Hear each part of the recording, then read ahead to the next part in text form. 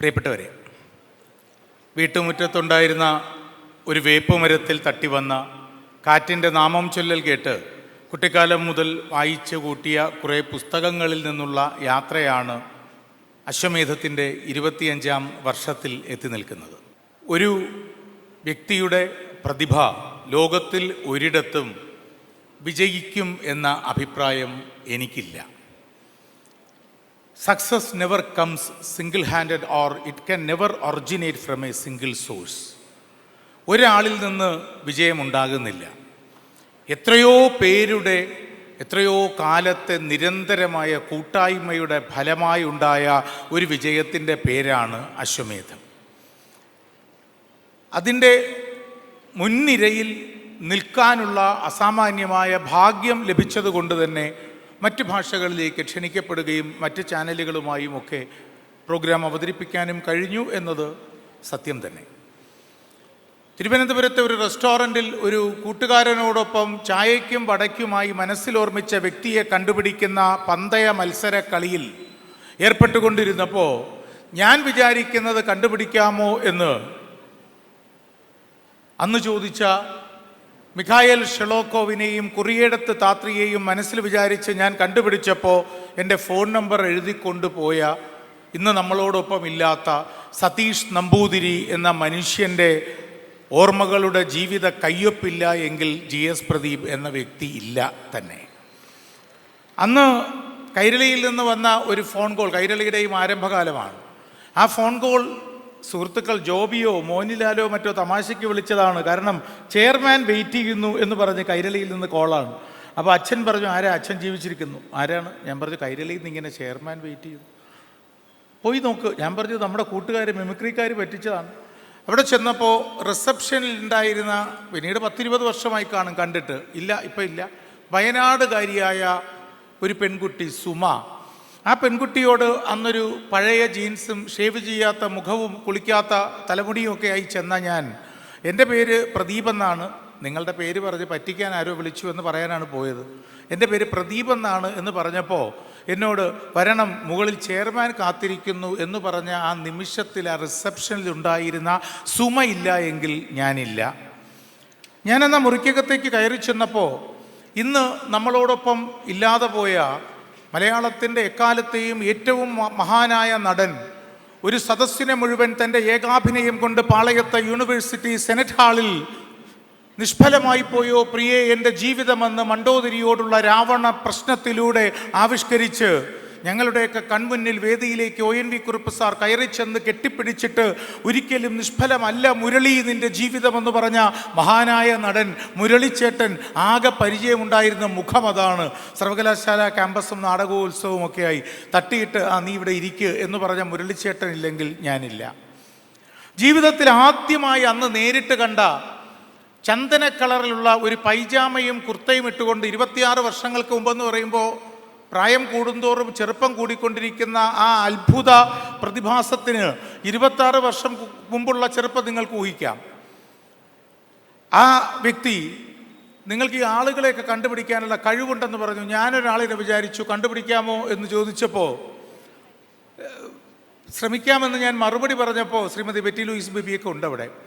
അദ്ദേഹം ഒരു കുസൃതിക്കാരൻ്റെ ചിരിയോടുകൂടി മദർ തെരേസയെ പോലുള്ള ആളുകളെയൊക്കെ വിചാരിച്ചാൽ കണ്ടുപിടിക്കാൻ കഴിയുമല്ലോ അല്ലേ എന്ന് ചോദിച്ചിട്ടൊരു പേരെഴുതി വെച്ചപ്പോൾ പെട്ടെന്നൊരു ഉൾവിളിയിൽ അതിലെന്തോ ഒരു കൗതുകമുണ്ടല്ലോ എന്ന തോന്നലിൽ അന്നത്തെ പ്രധാന വാർത്താ വിഷയമായിരുന്ന ചോദ്യങ്ങളൊന്നുമില്ലാതെ മോണിക്ക ലെവിൻസ്കി ആണോ മനസ്സിൽ എന്ന് ഞാൻ ചോദിച്ചപ്പോൾ ഷേക്കൻഡ് തരികയും ഈ കരാർ ഒപ്പിട്ട് ഇതൊരു ടെലിവിഷൻ പ്രോഗ്രാം ആക്കുമെന്ന് അന്നത്തെ പ്രൊഡക്ഷൻ്റെ ഉത്തരവാദിത്വം ഉണ്ടായിരുന്ന ശ്രീ സുന്ദരനോട് പറയുകയും ചെയ്ത മലയാളത്തിലെ അനുകരിക്കപ്പെടാത്ത മഹാവ്യക്തിത്വം, പൗരുഷം, നടനത്തിൻ്റെ പരമവാക്കായ ശ്രീ മമ്മൂട്ടി ഇല്ലെങ്കിൽ ഞാനും അശ്വമേധവും ഇല്ല തന്നെ.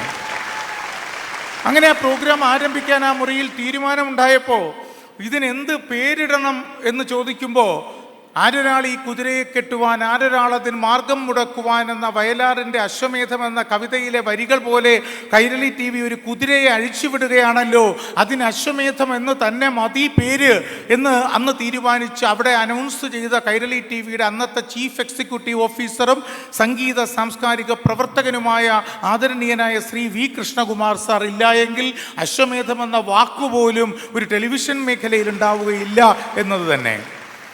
അന്നു മുതൽ ഈ എൻ്റെ 26 വർഷം എന്ന് പറയുന്നത് പോലെ ഈ 26 വർഷക്കാലവും ഒരു ജനതയുടെ ആത്മാവിഷ്കാരമായ കൈരളി TVയെ കൈവെള്ളയിലിട്ട് അതിന് പൂട്ടും താക്കോലും ഉണ്ടാകാതെ കാത്തു സൂക്ഷിച്ച വെങ്കട്ടരാമൻ സാറോ മാർക്കറ്റിങ്ങിന് നേതൃത്വം കൊടുക്കുന്ന സുനിലോ ഒക്കെ ഇല്ല എങ്കിലും ഞങ്ങളാരും ഇല്ല തന്നെ.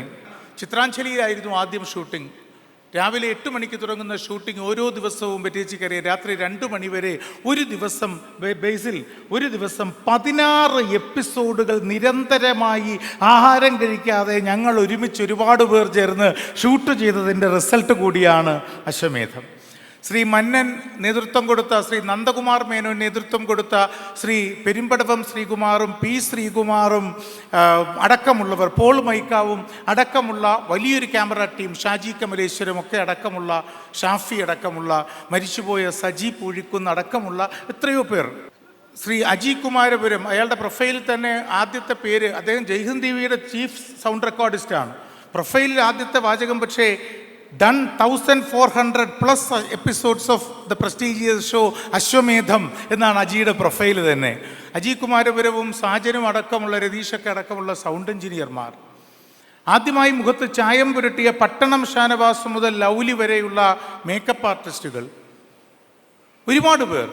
സതീഷ് നമ്പൂതിരിയെ തുടർന്ന് അതിൻ്റെ സാരഥ്യം ഏറ്റെടുത്ത് അശ്വമേധത്തിന് ജീവനും രൂപവും നൽകിയ, ഇന്ന് വിസ സംബന്ധമായ ബുദ്ധിമുട്ട് കാരണം പറന്നെത്താൻ കഴിയാതെ പോയ എൻ്റെ പ്രിയപ്പെട്ട സന്തോഷ് പാലി, ശ്രീ പി രാജീവ്, മലയാളത്തിൻ്റെ പ്രഗത്ഭ നടനായിരുന്ന, അന്ന് രാത്രി 2 മണിവരെ അതിൻ്റെ അസിസ്റ്റൻറ്റ് പ്രൊഡ്യൂസറായി ചിത്രാഞ്ജലിയിൽ ഇങ്ങനെ ഉറക്കമുളച്ച് ജോലിയുമായിരുന്ന നിങ്ങൾക്കെല്ലാം പ്രിയങ്കരനായ നടൻ ശ്രീകാന്ത് മുരളി, അതിൻ്റെ എഡിറ്ററായിരുന്ന മഹാനായ മലയാള പ്രതിഭയായി മാറിയ ഡോൺ മാക്സ്, അശ്വമേധത്തിൻ്റെ അസിസ്റ്റൻ്റ് എഡിറ്ററായിരുന്നു ഡോൺ മാക്സ്, സൂരജ്, ഗണപതി, ഇതിനാദ്യം ടൈറ്റിൽ, നിങ്ങൾ ഈ കാണുന്ന അശ്വമേധം എന്ന ടൈറ്റിൽ സൃഷ്ടിച്ച പഴയ പേഴ്സി ജോസഫ്, അങ്ങനെ എത്രയോ പേർ, ശ്രീ സിദ്ധാർത്ഥ മേനോൻ അടക്കം ഒരുപാട് പേർ.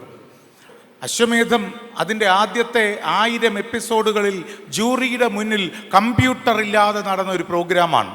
കാരണം അതിൻ്റെ ആദ്യത്തെ 1000 എപ്പിസോഡുകളിൽ കമ്പ്യൂട്ടർ വേണ്ട, വിചാരിച്ച ആളിനെക്കുറിച്ച് മത്സരാർത്ഥി പറയുന്ന ഉത്തരം ശരിയാണോ തെറ്റാണോ എന്ന് തൻ്റെ അറിവിൽ നിന്നും ഓർമ്മയിൽ നിന്നും താടി തിറവിക്കൊണ്ട് പറയാൻ കഴിയുമായിരുന്ന ബാബു ഭരദ്വാജ് എന്ന ധിഷണാശാലിയുടെ സാന്നിധ്യമുണ്ടായിരുന്നു.